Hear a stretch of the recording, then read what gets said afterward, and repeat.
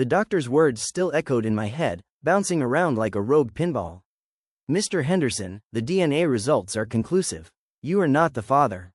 Not the father. Not me. My wife, Sarah, sat beside me, her hand gripping mine so tightly my knuckles were turning white. Her face was a mask of shock, mirroring my own. We'd been trying for a baby for 2 years.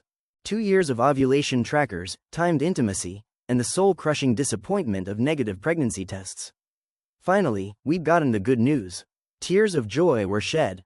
We told our families. We started picturing a nursery. We were so happy. And now? Now the rug had been yanked out from under us, leaving us sprawling on the cold, hard floor of reality. There must be a mistake, Sarah choked out, her voice barely a whisper. We've only been with each other. I wanted to believe her. I desperately wanted to believe her. Sarah was my rock, my best friend, the woman I'd pledged to spend my life with. I'd never doubted her, never suspected her of anything. But DNA doesn't lie. We can run the test again, the doctor offered, his tone sympathetic. But the chances of a different result are slim. We ran the test again. And again. Each time, the same damning conclusion. I wasn't the father. The atmosphere in our home shifted from one of joyous anticipation to one of suffocating tension. Sarah became withdrawn, distant. She'd spend hours staring out the window, lost in thought.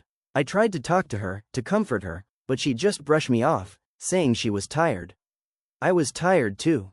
Tired of the lies, tired of the confusion, tired of the gnawing suspicion that was eating away at my insides. I knew I had to confront her, but I was terrified of what I might hear. Finally, one night, I cornered her in the kitchen. She was making tea, her movements slow and deliberate. Sarah, I said, my voice trembling. We need to talk. She didn't look at me. I know. I took a deep breath. Who is it? She remained silent, her shoulders shaking. Sarah, please, I pleaded. I deserve to know. She finally turned, her eyes filled with tears. It was an accident. An accident, that was it? Just an accident? My anger began to simmer. An accident? I repeated, my voice rising. What kind of accident leads to a baby, Sarah? She flinched. It was at Mark's bachelor party. Mark, my brother, my best man. The world tilted on its axis. I felt like I'd been punched in the gut.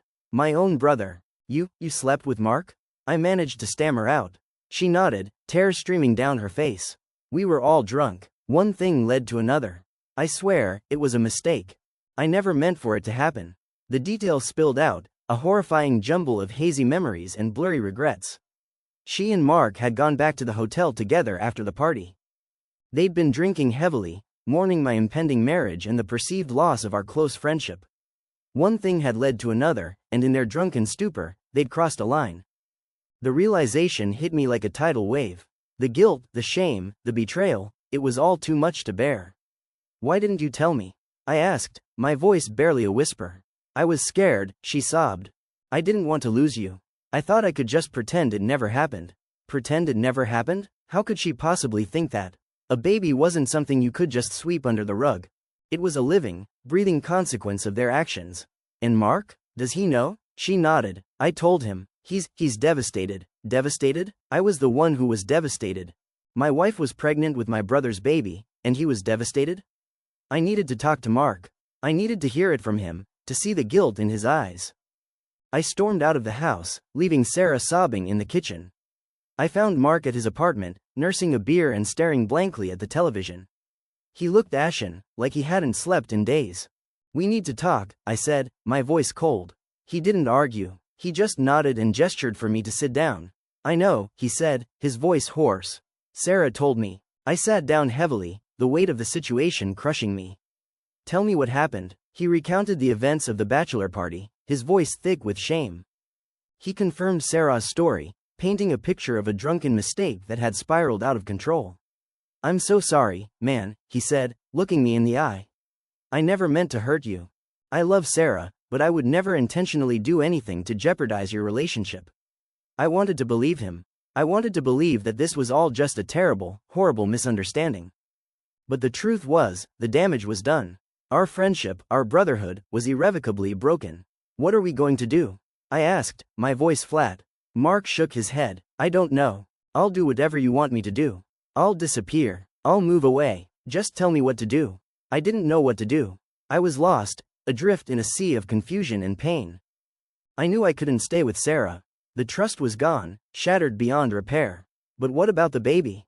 I don't know, I said again, my voice cracking. I just need time to think. I left Mark's apartment and drove aimlessly, the city lights blurring through my tears. I thought about everything. My marriage, my brother, the baby. I thought about the future, a future that now seemed impossibly bleak. I knew I had to make a decision. I couldn't stay in this limbo forever. I needed to figure out what I wanted, what I needed to do to move forward. I drove to the beach, parked my car, and walked to the water's edge. The waves crashed against the shore, a constant rhythm of destruction and renewal. I stood there for hours, watching the sunrise, letting the cold wind whip through my hair. As the sun climbed higher in the sky, I began to see things more clearly. I couldn't forgive Sarah. I couldn't forget what had happened. Our marriage was over. But what about the baby? It was an innocent child, a product of a terrible mistake. It deserved to be loved, to be cared for. And despite everything, I still loved Sarah. Maybe, just maybe, we could find a way to co-parent, to raise the child together, even if we couldn't be together as a couple.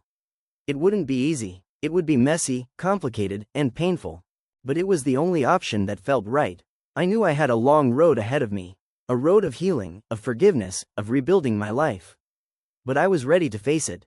I was ready to move forward, to create a new future, even if it wasn't the future I had imagined.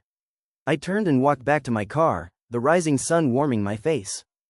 The waves continued to crash against the shore, a constant reminder of the power of change. I had a lot of work to do.